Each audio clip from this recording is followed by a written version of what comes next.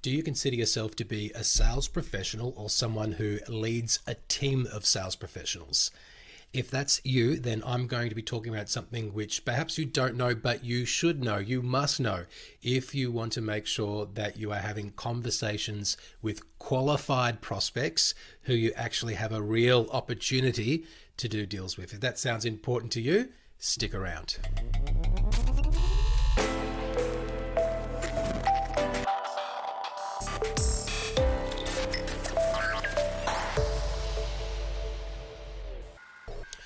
Hello, welcome to episode 113 of CRE Success, the podcast. My name's Darren, Krakowiak. I help commercial real estate leaders to develop their people and to grow their business. Really appreciate you being a listener of the show. And if anyone ever asks you, hey, what podcasts are you listening to right now? Or if you're listening to us and someone says, hey, what are you listening to right now with your headphones on? Make sure you tell them CRE Success, the podcast, so more people can find this content, probably more relevant to people who work in commercial real estate. But hey, if you want to tell other people about it, be my guest. CRE Success, the podcast, is what you tell them that you're listening to right now. So I want to talk to you today about a concept which I think has importance for your efficiency. It is relevant to the prospecting that you do. It's going to help you win more work because it's going to help you qualify the prospects that you're dealing with. And also, I think it helps with your personal branding and leverage communications because it will help you understand who it is that you want to be talking to. Now, you've probably heard the expression that timing is everything, but actually timing isn't everything, because I want to show that there are 4 things that we want to be looking out for when we are talking to prospects to make sure that they are qualified to be in a conversation with us and advance through to the next stage. And the 4 things are represented by the word BANT, B-A-N-T. And what we're looking for when we're prospecting is a budget. We're also looking for authority. We want to recognize if they have a need or not, and also understand the timing. So what I want to do in today's episode is help you understand what BANT is, how you can identify it, and how you can create it perhaps if it doesn't exist. Because just because BANT doesn't exist with a prospect, that doesn't mean that you're at a dead end. There are other things that you can do. So BANT is one way to analyze and qualify opportunities through the discovery process. It's a fairly rudimentary and simple tool. There are more complicated ways that you can qualify prospects, but this is a simple one that's been around for a while, that's easy to remember.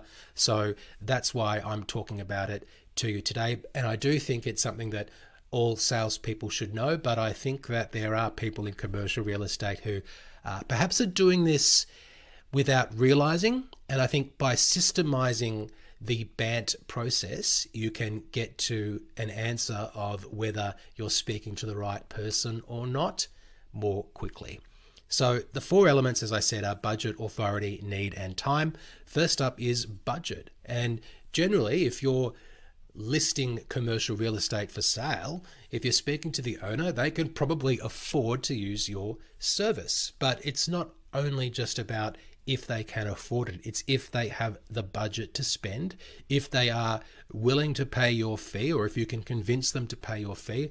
And there might be other spending that comes into the picture that perhaps they need to be convinced on. The most obvious one I can think of right now is marketing. And if you require your vendors to spend a certain amount of marketing in order for a campaign to gain traction and to be worth your while to spend time on, then that's part of the qualification process, is recognizing if they are able to spend that money that you require them to spend to help you to market the property. So the first area that we want to understand is the budget. That's the B out of the word BANT. Next up is the word authority. And you might think, yeah, well, I'm speaking to the right person because they're the owner. But sometimes we're not speaking to the owner, or sometimes we're speaking to the person who maybe is one of the owners or says they're the owner, but they're not really the owner.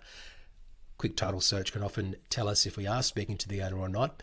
Other times there can be someone who's very influential on the decision. So we want to understand who is the decision maker or the decision makers, and make sure that we are speaking to the person, or that we have access to the person who's ultimately responsible for making the decision. Next up is need.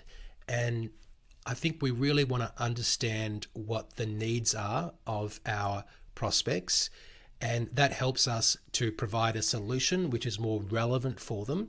Because if they don't have a need to be using our service, then they're probably not likely to take action and proceed. Or if we don't identify what the correct need is, we can't put forward a compelling solution that's going to make it more likely that they're going to select us. So we want to understand, what are the immediate needs of this prospect, and do they have any burning questions or urgent problems that need to be solved. This helps us understand their motivations and to ultimately move the deal forward more quickly, because I think it's not only about our ability to convert deals, but it's also about our ability to progress them through the various stages of our funnel and our pipeline. Lastly is time, BANT. So time is the last one, and we just want to know, when is this going to happen? I guess everyone's eventually going to sell, everyone's eventually going to make a decision, but we need to understand if they have motivation and intent in order to do something within a time frame that makes it appropriate for us to be spending the amount of time that we want to spend with a prospect that's likely to turn into a listing, a deal, and ultimately into revenue. So budget, authority, need, and time.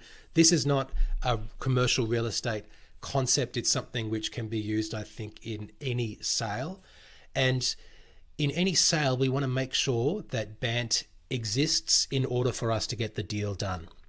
However, BANT doesn't need to exist in order for us to be able to do a deal, or at least it doesn't need to exist in the first instance, because we can create it and we can look for ways to create, for example, the budget. So if someone isn't convinced on spending money on marketing or paying the fee that we require, then that's something that we need to create and we need to work on in order to get them over the line. If there isn't any timeline, then we need to try and work with the prospect to create some rigor around when it is that they want to do something, and that can be through the opportunity that exists in the marketplace that perhaps we present them with as we're going through the conversations that we're having with them, in order to help them to realize the opportunity that we see for their property if we're doing a sale in the marketplace.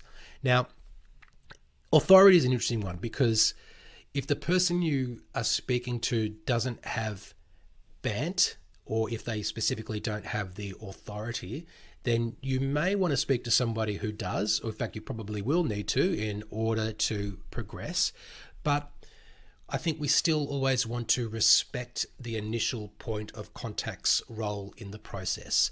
So what I mean by that is, just because they don't have the authority, for example, it doesn't mean that they don't have any influence over the process.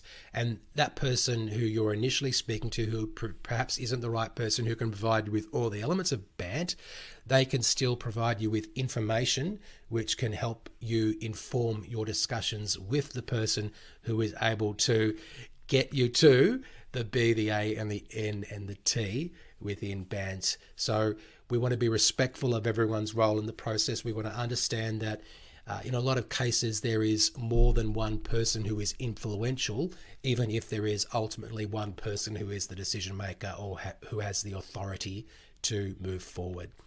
So I mentioned before about efficiency, prospecting, ways to win, and also personal branding. I think the more that we understand the elements of BANT, the more that we can start talking to people who are likely to possess that through our leverage communications, including through personal branding, social media posts, but also in terms of efficiency and effectiveness, we can ask questions at scale through EDMs, and that helps us identify prospects.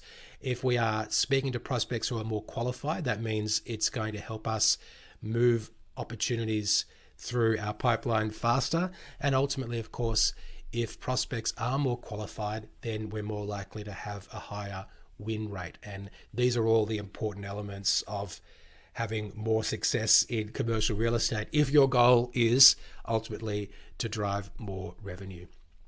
So a simple episode for you today about BANT. Remember, it's budget, authority, need, and time. We do cover within CRE Success membership a lot of these types of concepts for our members. Each and every month we get together on the second Tuesday of each month, and we do a 1-hour workshop where we present some concepts in more detail that help you in the areas of efficiency and effectiveness, like I've mentioned, help you grow your personal brand, help you identify more prospects, turn those prospects into opportunities that you're able to win, and ultimately then grow your relationship with clients through things like repeat business, referrals, testimonials, etc. If you'd like to join us inside the community, we're going to be opening it up really soon. Go to cresuccess.co/membership and just leave your details, and you'll be the first to know about when we reopen CRE Success membership to our next cohort of new members. That's cresuccess.co/membership. That's our episode for today. Thank you so much for listening, and I will speak to you soon.